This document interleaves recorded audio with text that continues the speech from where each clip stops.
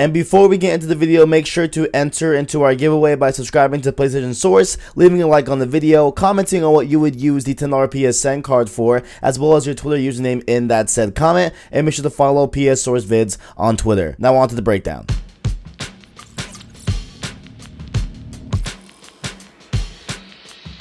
What is going on, guys? It is your boy TKD Winter D here with PlayStation Source, and right now we are going to be covering the Bethesda E3 2018 conference. Now, the Bethesda conference started out a little bit weird in my opinion. They had a band come out and perform the Rage 2, I guess, beginning song, or just song influenced by Rage 2 and everything. It was super weird, and it took them like 6-8 minutes to finally get to Rage 2, but when they finally did, they did not disappoint. It's being developed by ID Software as well as with the help of Avalanche Studios, and you can definitely see where Avalanche has lent their expertise in when it comes to vehicle combat, because you see a ton of it in the beginning of the trailer for Rage 2. You see a ton of vehicle combat there. You know, it's definitely a lot of that shown in the Rage 2 gameplay. They showed off a ton of different abilities that you could pull off in game, as well as showing off the highest edition of the game that you can get, which comes with a Ruckus the Crusher talking head, and it's literally a talking head that you hang on your wall.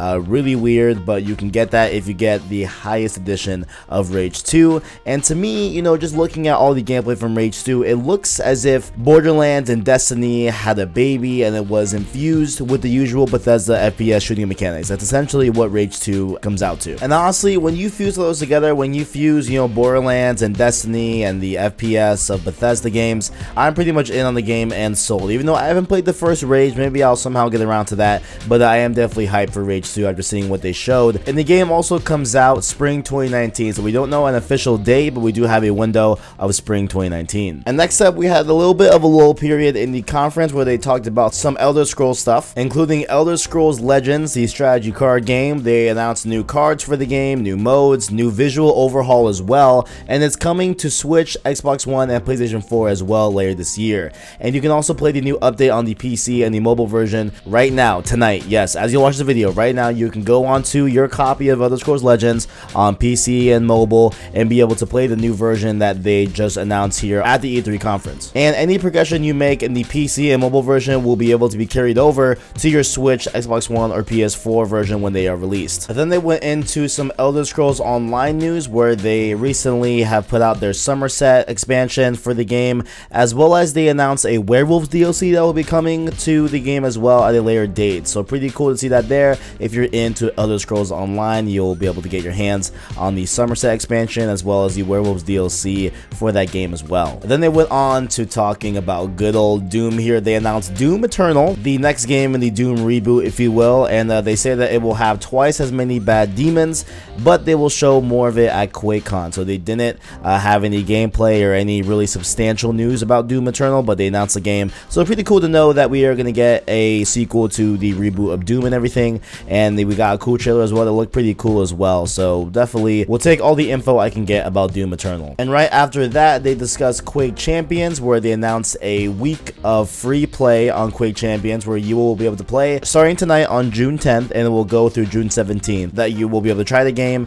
and play it in its full entirety for free. Next up, they went along and talked about Prey, where they will be unveiling a free update tonight that will have 3 new modes. One is story mode, survival mode, and new game plus, which is pretty cool to see. But then they went on to further discuss the DLC that they're bringing to Prey. It's called Moon Crash, and it's an infinitely playable DLC where every run is unique, and they dropped the bombshell that it is available right now. So you can go on, load up Prey if you bought it or you played it, and you'll be able to play any of the 3 new story modes, which include story mode, survival mode, and new game plus, as well as the new DLC that is Moon Crash, the infinitely playable DLC where every run is unique. You will be able to play that right now. Then they also announced a new mode that is coming to the game a little bit later on this year called Typhoon Hunter, and it's basically a hide and seek game where you are trying to find other mimics that are on the map, and they said they could be a chair or a table or something like that. So to me, it sounded a lot like Prop Hunt from Call of Duty. If you guys ever played that, it definitely sounds a lot like Prop Hunt in my opinion, which is cool in its own right. It's very cool to see that they're adding and supporting Prey, even though it had a little bit of lackluster reviews and stuff like that. So hopefully hopefully the community of people that are still playing Prey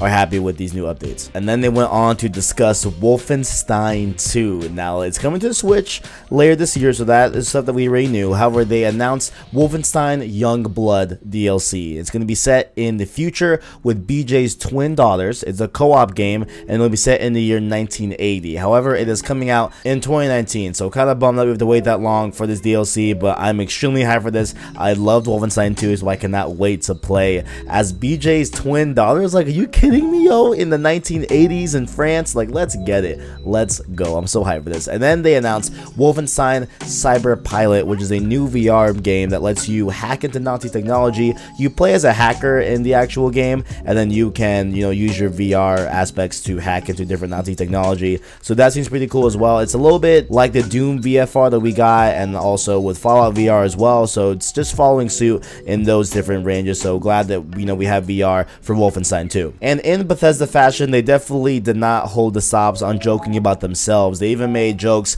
about how, oh, none of our games have any bugs or glitches with them and stuff like that. But the probably the most prominent joke that they had this whole entire conference was when they brought out the Skyrim Very Special Edition, and this brought Skyrim to Alexa, on the fridge, on the Etch-a-Sketch. Like, it was just a super funny trailer. Make sure to go watch it after the video on your own, because I'm not doing it justice. It is extremely funny. And no, before any clickbait stuff's going around, I do not think that Skyrim is actually coming to Alexa. They had like some cool, like, honestly, like, it looked pretty cool to me, honestly. Like, if I had an Alexa, I'd be kind of down to ask it how much health I have, where I'm at, and while the Alexa is depicting some sort of battle in Skyrim if it was playing in real time.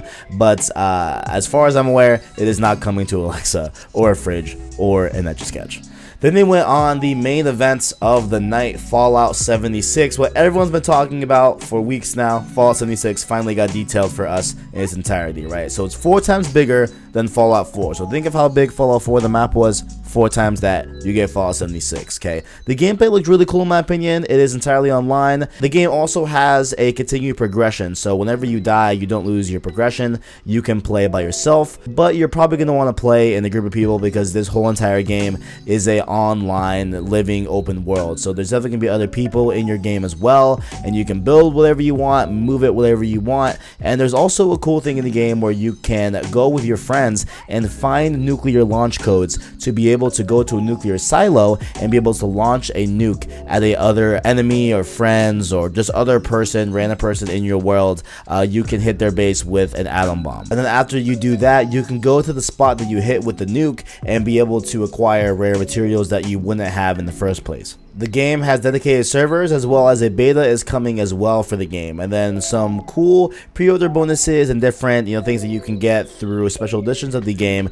You can get a glow-in-the-dark map, which is pretty dope, and figures come with it as well that you can place on the map. And then lastly, they have a wearable T-51 helmet that has a flashlight on it, as well as voice modulation as well, called the Power Armor Edition. So Fallout 76 is coming out November 14th of this year, 2018, so you will be getting a Fallout game. It's not the usual, single player RPG, heavy RPG-esque type of Fallout that everyone is used to in the Fallout series. This is definitely a kind of a change of pace with the Fallout series. It definitely has an emphasis on multiplayer and on a open world type of, just massive MMO type of style game to it. So that's kind of where they're aiming for Fallout 76. So if you're those that are looking for a classic Fallout game like Fallout 4 or Fallout 3, etc., you might want to hamper your expectations for Fallout 76. But if you're digging it, then it's coming out this year. In keeping in the topic of Fallout, they went back and talked about Fallout Shelter again, which was released on the E3 stage, I think it was 2 years ago, something like that. And they announced that Fallout Shelter is going to come to the PS4 and the Switch for free, and it's out tonight. So that's going to be really cool. I'll be able to fire up my Switch right now and then we can play some Fallout Shelter. And next up here, I don't know what it is, but these mobile games on these conferences is like, I get it, but like, man, they're spending a lot of time with these mobile games. I don't know what's happening, but we got another mobile game announced as well. Elder Scrolls Blades was announced. It's a new mobile game.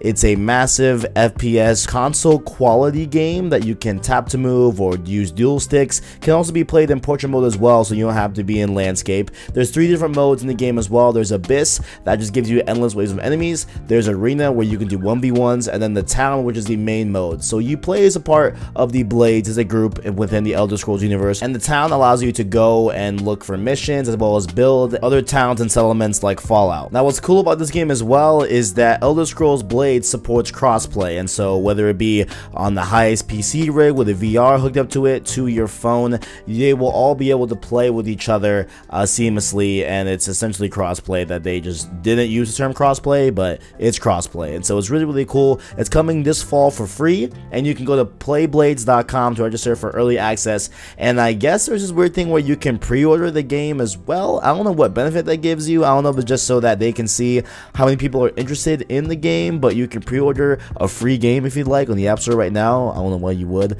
but go ahead and check out Elder Scrolls Blades. And just when you thought Bethesda was done with their E3 conference, they were not done at all. They gave us a 1-2 punch and gave us 2 brand new games that they unveiled tonight. So the first one here was being dubbed and called a brand new next generation single player game, and it's the first original franchise in 25 years, and so all those buzzwords led up to the name of the game called Starfield. This was the long rumored sci-fi game that was being developed by Bethesda as well, so this is what it has come to. And the way they said next generation, that leads me to believe that this is nowhere near finished. Obviously this is just, all we have is just a name and a really, you know, kind of cryptic trailer that definitely screams sci-fi, but definitely not anything of merit. And so this is definitely going to be a PS5 game and the next Xbox game as well, so this is definitely years away. And then they showed off the banger to end all bangers this year. They announced Elder Scrolls 6, and he said that this game is actually more further than Starfield, so I'm sure we will get this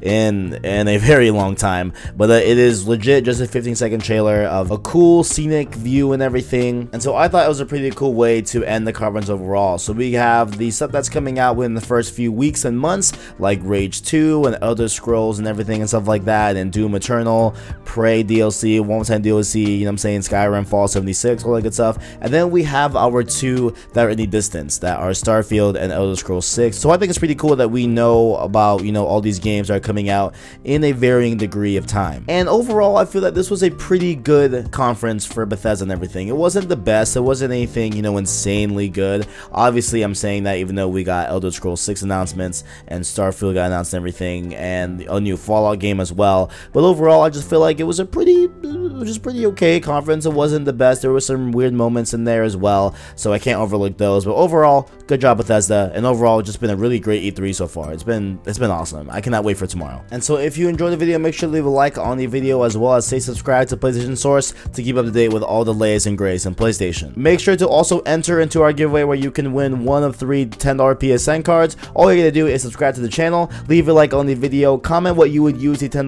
PSN card for, as well as leave your Twitter username as well, and make sure to follow PS Source vids with that exact same Twitter. Thank you all for watching, and as always, I'll catch you in the next one.